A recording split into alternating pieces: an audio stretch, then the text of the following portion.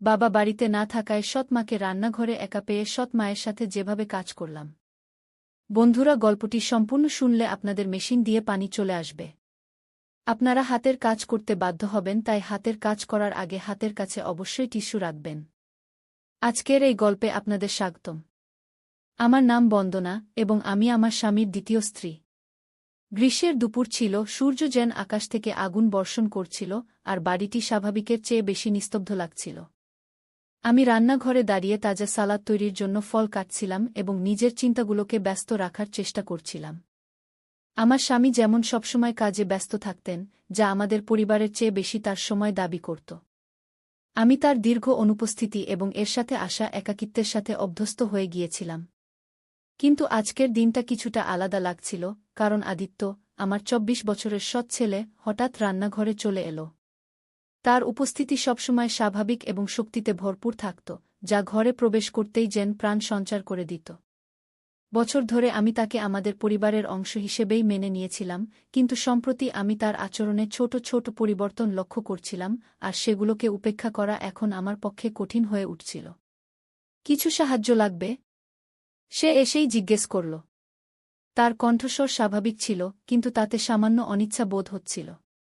সে আমার দিকে তাকাল, তারপর সেই ফলের দিকে যা দিয়ে আমি সালাদ কাটছিলাম। আমি তখন কোনো কথা না বলে সালাদ কাটতে থাকলাম, আর তার দৃষ্টি এক পলকের জন্য আমার উপর আটকে গেল। আমি হাসতে হাসতে তাকে একটি ছুরি দিলাম এবং বললাম, শোনো বেটা, তুমি কি সালাদ কাটতে আমাকে সাহায্য করতে পারো? সে তৎক্ষণাৎ মাথা নেড়ে সম্মতি জানিয়ে আমার পাশে এসে দাঁড়াল এবং কাটতে শুরু করল। শুরুতে তার হাত স্থির ছিল, কিন্তু সময় যেতে যেতে আমি লক্ষ্য করলাম তার মুঠোতে সামান্য কাঁপুনি ছিল। একবার আমি একটি বাটি নেওয়ার জন্য হাত বাড়ালে আমাদের হাত পরস্পর স্পর্শ করল। সে এক মুহূর্তের জন্য থেমে গেল, তারপর দ্রুত পিছিয়ে গেল। এরপর ক্ষমা চেয়ে কিছু অস্পষ্ট কথা বলল, যার উপর আমি মৃদু স্বরে বললাম, কিছু হয়নি, যেন কিছুই ঘটেনি। কিন্তু ভেতরে ভেতরে আমি তার প্রতি বাড়তে থাকা আকর্ষণের সংকেতগুলোকে উপেক্ষা করতে পারছিলাম না। কাজ করার সময় আমি তাকে বারবার আমার দিকে তাকাতে দেখলাম। তার চোখ প্রতিবার আমার দিকে তাকানোর পর দ্রুত অন্য দিকে ঘুরে যেত। এটি অত্যন্ত সূক্ষ্ম, প্রায় নেই বললেই চলে, কিন্তু তা সত্ত্বেও সেখানে একটি অনিচ্ছা, একটি টান ছিল যা আমি আগে কখনো অনুভব করিনি। ঘরটি যেন হঠাৎ ছোট হয়ে গিয়েছিল আর বাতাস ভারী হয়ে উঠছিল। মনে হচ্ছে সব প্রস্তুত হয়ে গেছে। আমি নীরবতা ভেঙে বললাম এবং সালাদটি টেবিলে রেখে দিলাম। আদিত্য মাথা নাড়ল, তার মুখমণ্ডল সামান্য লাল হয়ে উঠেছিল, যেন কোনো অদ্ভুত বিষয়ে লজ্জা পাচ্ছে বা এমন কিছু গুরুত্বপূর্ণ ভাবছে যা সে বুঝতে পারছিল না। সে কিছুক্ষণ সেখানেই দাঁড়িয়ে রইল, প্রয়োজনের চেয়ে বেশি সময়, তারপর বলল, আমাকে একটি কল করতে হবে, এ বলে ঘর থেকে বেরিয়ে গেল। আমি সেখানে দাঁড়িয়ে খালি দরজার দিকে তাকিয়ে আমাদের মধ্যে হওয়া কথোপকথনটি মনে মনে বারবার ঘুরিয়ে দেখছিলাম। তারপর আমি নিজেকে বোঝালাম যে এটি কিছুই নয়, শুধু একটি ক্ষণিকের মুহূর্ত। আদিত্য একটি যুবক, হয়তো অন্য কোনো কারণে ঘাবড়ে গিয়েছিল বা লজ্জা পেয়েছিল। কিন্তু ভেতরে আমি জানতাম যে ব্যাপারটি তার চেয়ে অনেক গভীর ছিল। তার দৃষ্টি, অনিচ্ছাকৃত স্পর্শ এবং তার কণ্ঠের কাঁপুনি, এগুলো সবই যেন ইচ্ছাকৃত ছিল, যদিও তার উদ্দেশ্য তা নাও হতে পারে। সেই সন্ধ্যায় যখন আমি সোফায় বসে আমার স্বামী ফিরে আসার অপেক্ষা করছিলাম, তখন আমি এই অনুভূতিকে ঝেড়ে ফেলতে পারছিলাম না যে আদিত্য আর আমার মধ্যে কিছু পরিবর্তন হয়েছে। এটি সূক্ষ্ম ছিল, যেমন একটি ছায়া যা দৃষ্টির আড়ালে চলে যাচ্ছে, কিন্তু তবুও এটি সেখানে ছিল। এবং তখন, যতই চেষ্টা করি না কেন, আমি এটি উপেক্ষা করতে পারছিলাম না।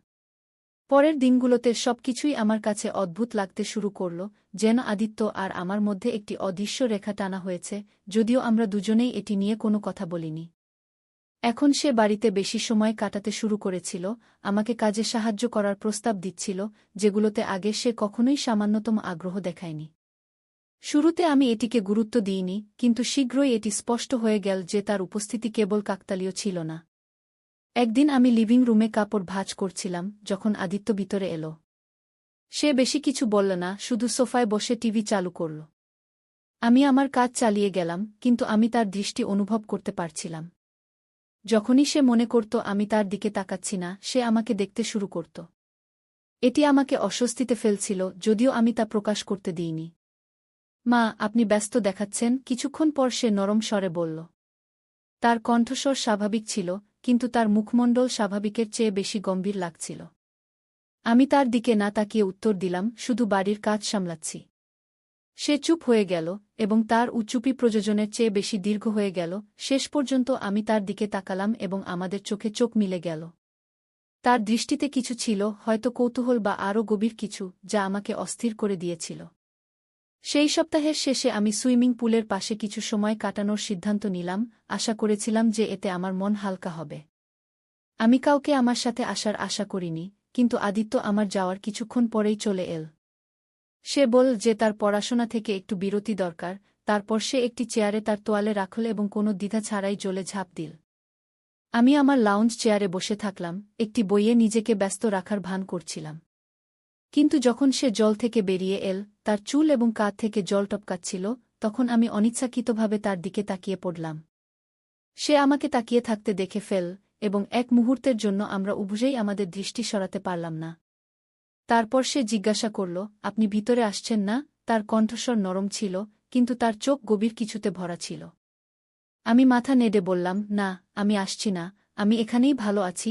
সে পুলের কিনারায় সাঁতার কেটে এল এবং তার হাত কিনারায় রেখে দিল।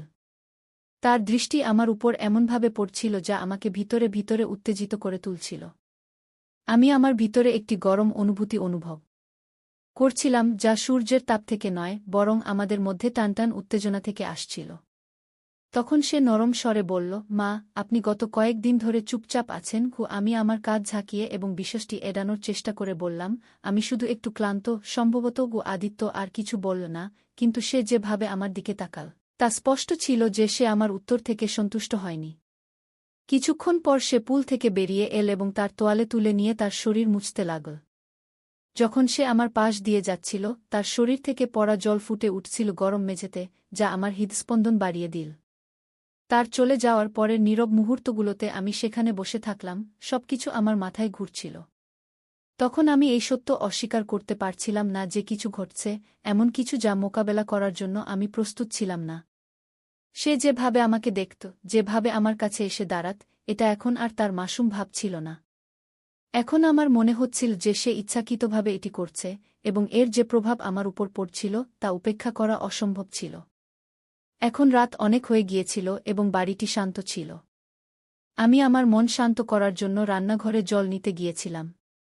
তখন আমার শ্বাস ভারী লাগছিল, শুধু গরমের কারণে নয়, বরং সেই টানটান উত্তেজনার কারণে যা গত কয়েক সপ্তাহ ধরে বাড়ছিল।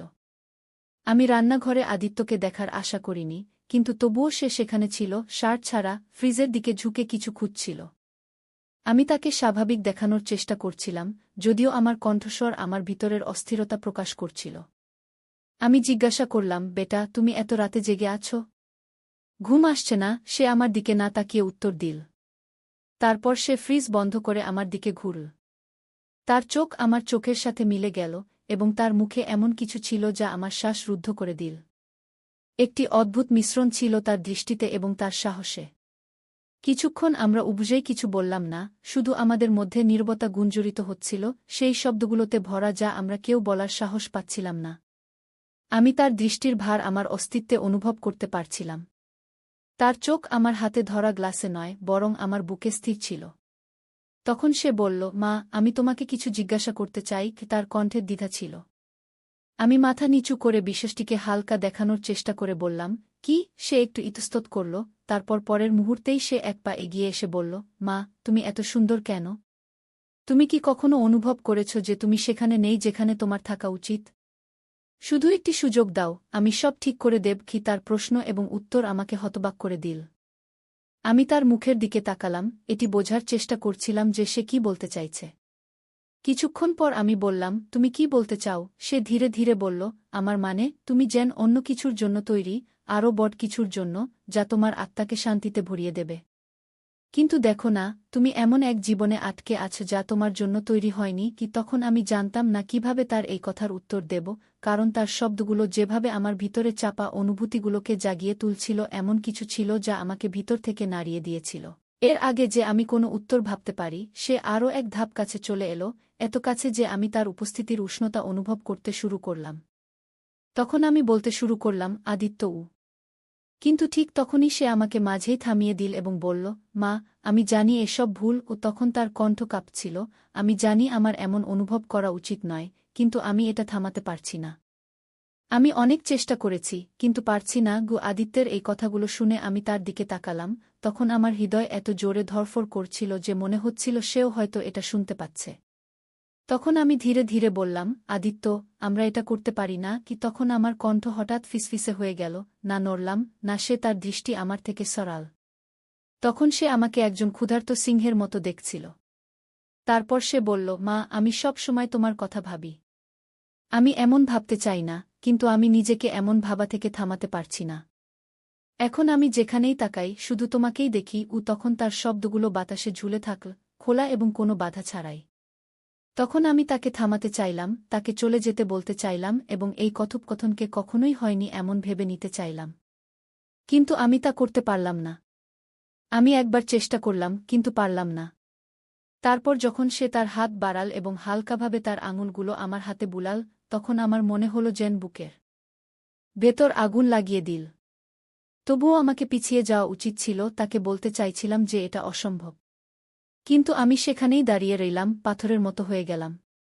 তারপর সেই মুহূর্তকে এমন কিছু হতে দিলাম যা হওয়া উচিত ছিল না। ঠিক তখনই এমন কিছু ঘটল যে তার ঠোঁট আমার ঠোঁটকে স্পর্শ করল, প্রথমে সংকোচে হালকাভাবে, কিন্তু পরে গভীরভাবে। তখন সেই চুম্বন ছিল বজ্রপাতের মতো, তীব্র এবং সম্পূর্ণভাবে অনুভূতি ছড়িয়ে দেওয়ার মতো। তখন 1 মিনিটের মধ্যে আমি হঠাৎ পিছিয়ে গেলাম, সেই মুহূর্তে আমার চোখে পানি চলে এল। তখন আমি চোখে পানি নিয়ে বললাম, আদিত্য, এটা হতে পারে না কি? তখন আমার কণ্ঠ কাঁপছিল। তারপর তার উত্তর না নিয়েই আমি ঘর থেকে বেরিয়ে গেলাম, তাকে সেখানে নীরবে দাঁড় করিয়ে রেখে। পরের সকালটা আমার জন্য অসহ্য ছিল, কারণ আমাদের মধ্যে বাতাস সেই সব অকথিত শব্দে ভারী হয়ে গিয়েছিল। এখন আমি আদিত্যের দিকে তাকাতেও এড়াতে শুরু করলাম। নিজেকে সব সময় কোনো না কোনো কাজে ব্যস্ত রাখার চেষ্টা করলাম। দৈনন্দিন কাজে নিজেকে ব্যস্ত রেখে স্বাভাবিক হওয়ার চেষ্টা করছিলাম। কিন্তু যেই সে ঘরে আসত, আমার হৃদস্পন্দন আবার দ্রুত হয়ে যেত এবং তার উপস্থিতির ভার আমি অনুভব করতে শুরু করতাম। এখন নাস্তার টেবিলে সে আমার ঠিক সামনেই বসেছিল, সে চিন্তিতভাবে চুপ ছিল। তখন আমার স্বামী কাজের কথা বলছিলেন, আমাদের মধ্যে যা ঘটেছে তা সম্পর্কে সম্পূর্ণ অজ্ঞ।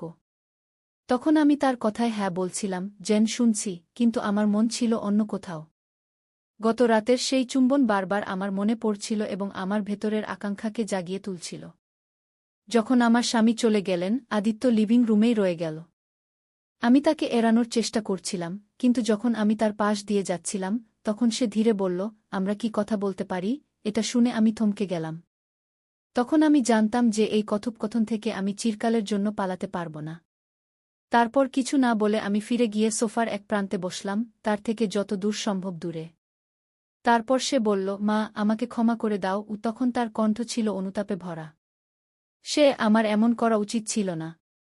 আমি তোমার জন্য পাগল হয়ে গিয়েছিলাম, কিন্তু আমি সত্যিই তোমার জন্য জিনিসগুলো আরও কঠিন করতে চাইনি কি? তখন আমি মাথা নাড়লাম, কারণ আমার হাতগুলো আমার কোলে শক্ত করে বাঁধা ছিল। তারপর আমি বললাম, আদিত্য, গত রাতে যা ঘটেছে তা আবার ঘটতে পারে না। আমরা একটি সীমা অতিক্রম করে ফেলেছি। তখন সে দ্রুত বলল, আমি জানি, মা। তারপর একটু এগিয়ে এসে বলল, আমি জানি এটা ভুল, কিন্তু আমি এও ভান করতে পারি না যে আমার এমন অনুভূতি হয় না। তুমি আমার জন্য সবচেয়ে বেশি গুরুত্বপূর্ণ, যতটা কেউ কখনোই ছিল না কি? তখন তার শব্দগুলো আমার হৃদয় বিদীর্ণ করে বেরিয়ে গেল। তখন আমি তাকে থামাতে এবং দূরে থাকতে বলার চেষ্টা করছিলাম, কিন্তু তার কণ্ঠে লুকিয়ে থাকা সত্য আমাকে তা করতে বাধা দিল। কিন্তু শেষ পর্যন্ত আমি বললাম, আদিত্য, এটা সঠিক নয়, না আমার জন্য, না তোমার জন্য, এবং না তোমার বাবার জন্য। এসব বলার সময় আমার কণ্ঠ কাঁপছিল। বাবার নাম নেওয়ায় সে একটু চমকে গেল, কিন্তু পিছিয়ে গেল না। তারপর সে বলল, আমি আমার আবেগ নিয়ন্ত্রণ করতে পারছি না। তখন তার কণ্ঠ ফিসফিস করে বলল, আমি জানি তুমিও আমার সম্পর্কে কিছু অনুভব করো। এটা বলো না যে তুমি কিছুই অনুভব করো না কি? তখন আমাদের মধ্যে সত্যের বোঝা ভারী হয়ে উঠল। এটা হয়ে গিয়েছিল, আমি এখন আর তাকে মিথ্যা বলতে পারছিলাম না। তখনই আমি আমার ভেতরে কিছু অনুভব করলাম, এমন কিছু যা আমি বুঝতে পারছিলাম না বা সহ্য করতে পারছিলাম না। কিন্তু এর মানে এই নয় যে সেটা সত্য ছিল। তখন আমি দুভাবে বললাম, আদিত্য, আমরা যা কিছু অনুভব করছি তার কোনো অর্থ নেই। যদিও আমার কণ্ঠ কাঁপছিল, তবুও বললাম, আমাদের এটা এখানেই থামাতে হবে। আদিত্য বলল, আমরা এটা করতে পারি না কি? তখন সে আমার দিকে তাকাল এবং একটি বেদনার সঙ্গে আমাকে দেখতে লাগল। আমি তাকে আঘাত দিতে চাইনি, আমি তাকে সব বলতে চেয়েছিলাম যে তুমিই সেই মানুষ যে আমাকে এমন অনুভব করিয়েছে। তখন আমি এই ভান করতে পারছিলাম না যে এসব সত্য নয়, বরং কিছুই বলতে চাইনি। আমি উত্তর দেবার আগেই ব্যালকনিতে গাড়ি আসার শব্দ সেই মুহূর্তটি ভেঙে দিল। তখন আমার স্বামী দ্রুত বাড়ি ফিরে এসেছিল। আদিত্য আর আমি উদ্বেগভরা দৃষ্টিতে একে অপরের দিকে তাকালাম, এবং সে দ্রুত উঠে গেল এবং কিছু না বলে তার ঘরে চলে গেল। যেই আমি তাকে শেষবারের মতো যেতে দেখলাম, আমার বুকের ভেতর একটি অদ্ভুত ব্যথা উঠল যা আমি বুঝতে পারছিলাম না। সীমানা ঝাপসা হয়ে গিয়েছিল, মর্যাদা ভেঙে গিয়েছিল, এবং কিছুই আগের মতো থাকবে না। আমার হৃদয় অপরাধ, জন্মগত বিশ্বাসভঙ্গতা এবং সেই অনুভূতির মধ্যে বিভক্ত হয়ে গিয়েছিল যার নাম দিতেও আমার সাহস হচ্ছিল না। এবং প্রথমবারের মতো আমি জানতাম না যে এখন আমি কি করব। যখন আমার স্বামী বাড়ির ভেতরে এল, আমি নিজেকে স্বাভাবিক দেখানোর চেষ্টা করলাম। তুমি তাড়াতাড়ি চলে এসেছ, আমি হাসির অভিনয় করে জিজ্ঞাসা করলাম। হ্যাঁ, অফিসে মিটিং ক্যান্সেল হয়ে গেছে, তিনি তার টাই ঢিলা করতে করতে বললেন। তারপর আমি দ্রুত রান্নাঘরে চলে গেলাম, কিছু করার চেষ্টায় যাতে আমার মুখের ভাব লুকানো যায়। কিন্তু আমার ভেতরের ঝড় থামার নাম নিচ্ছিল না। আদিত্য আর আমার মধ্যে যা ঘটেছিল তা আমার মাথায় ঘুরছিল। রাতের খাবার নীরবতায় কেটে গেল। আদিত্য তার ঘরে যাওয়ার পর থেকে বাইরে আসেনি, এবং আমিও তাকে ডাকার সাহস করিনি। আমার স্বামী যথারীতি কাজ এবং অফিসের কথা বলতে থাকলেন, কিন্তু আমার দুনিয়া আর আগের মতো ছিল না। পরের দিন সকালের পরিবেশ শীতল ছিল, কিন্তু আমার ভেতরের অস্থিরতা গরম ছিল। আমি আদিত্যের দিকে তাকানো এড়িয়ে চলছিলাম, কিন্তু যখন সে নাস্তার টেবিলে বসে আমাকে দেখল, তার চোখে সেই একই গভীরতা ছিল। তখনই সে হঠাৎ বলল, আজ আমি বন্ধুদের সঙ্গে বাইরে যাচ্ছি। এতে আমার স্বামী কিছু না ভেবেই উত্তর দিলেন, ভালো কথা। আদিত্যের বাইরে যাওয়া আমার জন্য স্বস্তির মতো ছিল। কয়েক ঘন্টার জন্য আমি নিজেকে শান্ত রাখার চেষ্টা করতে পারতাম, কিন্তু যেই সে বাইরে বেরোল, আমি অনুভব করলাম যে স্বস্তির জায়গা খালিপন নিয়ে নিয়েছে। এখন সন্ধ্যায় যখন আদিত্য ফিরে এল, আমি লিভিং রুমে একা বসেছিলাম। আমার স্বামী কোনো বন্ধুর সঙ্গে দেখা করতে গিয়েছিলেন, এবং বাড়িতে শুধু আমরা দুজনই ছিলাম। তখন আদিত্য সোজা আমার দিকে তাকিয়ে বলল, মা, এখন আমাদের কথা বলতে হবে। তার কণ্ঠ গম্ভীর ছিল। আমি গভীর শ্বাস নিয়ে তাকে বসার ইঙ্গিত দিলাম, তারপর বললাম, আদিত্য, যা ঘটেছে তা হওয়া উচিত ছিল না। এটা ভুল। আমাদের এখানেই থামাতে হবে। সে চুপ করে রইল, কিন্তু তার চোখ আমাকে পড়ছিল। কিছুক্ষণ পর শেষ পর্যন্ত বলল, আমি জানি এটা সঠিক নয়, কিন্তু আমি যা অনুভব করি তা মিথ্যা নয়। এবং আমার মনে হয় না তুমিও এটা অস্বীকার করতে পারো। আমি বললাম, আদিত্য, আমি তোমার বাবার স্ত্রী। আমাদের জীবন আলাদা। তোমাকে এটা বুঝতে হবে। সে গভীর শ্বাস নিয়ে বলল, আমি তোমাকে কখনো কোনো সমস্যা দেব না। আমি শুধু চাই তুমি জানো যে আমি তোমাকে কতটা ভালোবাসি। কিন্তু যদি তোমার জন্য এখানেই থামানো জরুরি হয়, আমি এটা বুঝতে পারি। তার কথাগুলো আমার হৃদয় ভেঙে দিল। আমি জানতাম সে সত্য বলছে, কিন্তু যে সত্য আমি অনুভব করছিলাম তা আমাদের জীবন ধ্বংস করতে পারত। এরপর কয়েক দিনের মধ্যে আদিত্য আমার থেকে দূরত্ব বজায় রাখা শুরু করল। সে বাড়িতে সময় কাটানো কমিয়ে দিল এবং বন্ধুদের সঙ্গে বেশি বাইরে থাকতে লাগল। আমাদের মধ্যকার নীরবতা এখন একটি সমঝোতায় পরিণত হয়েছিল। কয়েক সপ্তাহ পর সে ঘোষণা করল যে সে পড়াশোনার জন্য শহরের বাইরে যাচ্ছে। আমার স্বামী এটা শুনে খুশি প্রকাশ করলেন, কিন্তু আমার ভেতর একটি খালিপন বাসা বেঁধেছিল। যেদিন সে গেল, আমি আমার ঘরে একা বসেছিলাম। সে বাড়ি থেকে বেরোনোর আগে আমার কিছু বলল না, কিন্তু যখন আমি জানালা দিয়ে বাইরে তাকিয়েছিলাম, সে ফিরে তাকিয়ে আমার দিকে দেখল। তার চোখে অশ্রু ছিল, কিন্তু তার মুখে একটি হালকা হাসিও ছিল, যেন বলছে, সব ঠিক হয়ে যাবে। তার চলে যাওয়ার পর আমি ধীরে ধীরে আমার ভেতরের সংঘাতকে মেনে নিলাম। আমি জানতাম যা ঘটেছে তা কখনো হওয়া উচিত ছিল না, কিন্তু যে অনুভূতিগুলো আমাদের মধ্যে ছিল, যে ভালোবাসা গভীরে প্রস্ফুটিত হয়েছিল, তা মিথ্যা ছিল না। এখন জীবন আবার স্বাভাবিক দেখাচ্ছিল, কিন্তু প্রতিবার যখন আমি একা থাকতাম, সেই মুহূর্তটি আমার মনে পড়ে যেত এবং সেই স্মৃতির সাথে এখন একটি অসম্পূর্ণ গল্পের বোঝা আমার হৃদয়ে চিরকালের জন্য বসে গিয়েছিল। তাহলে বন্ধুরা, এটা ছিল আমাদের আজকের ছোট্ট গল্প। আপনি এই গল্পটি কেমন লাগলো তা কমেন্ট করে অবশ্যই জানান। আর যদি গল্পটি আপনার ভালো লেগে থাকে, তবে এটি লাইক করুন এবং আপনার বন্ধুদের সাথে শেয়ার করুন। এমনই রোমাঞ্চকর গল্পের জন্য আমাদের চ্যানেল সাবস্ক্রাইব করুন এবং বেল আইকন টিপতে ভুলবেন না, যাতে আপনি আমাদের কোনো গল্পই মিস না করেন। ধন্যবাদ।